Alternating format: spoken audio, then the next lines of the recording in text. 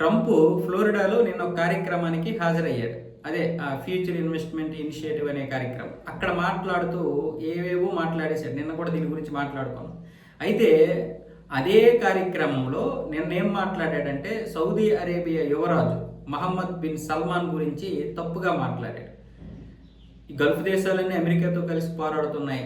Gulf దేశంలో ఉన్నటువంటి Saudi యువరాజు ఆయన నా కాళ్ళు మొక్కాల్సి వస్తుంది అనుకోలేదు, నా కాళ్ళు మొక్కాడు, నేను సర్వసాధారణమైనటువంటి ఒక అధ్యక్షుడిని అనుకున్నాడేమో అన్న విధంగా మాట్లాడి మళ్ళీ వెంటనే మాట మార్చేసి సౌదీ యువరాజు చాలా గొప్పవాడు, యోధుడు, ఆయన్ని చూసి సౌదీ ప్రజలందరూ కూడా గర్వపడతారు అన్న విధంగా ఏదో మాటలు మార్చేశాడు.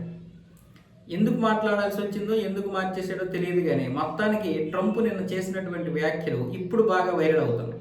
సౌదీ అరేబియా రాజు యొక్క మనోభావాలు దెబ్బతిన్నట్లుగానే మాట్లాడాడు అని చాలామంది అనుకుంటున్నారు.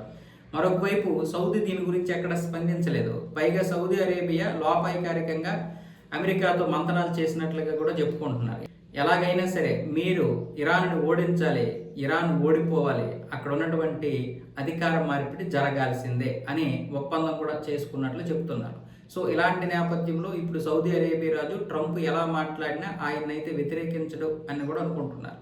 మరి దీని గురించి అటు అమెరికా ఇటు సౌదీ ఏది కూడా స్పందించలేదు. కానీ ఇప్పుడు ట్రంప్ వ్యాఖ్యలు మాత్రం చాలా బాగా వైరల్ అవుతున్నాయి.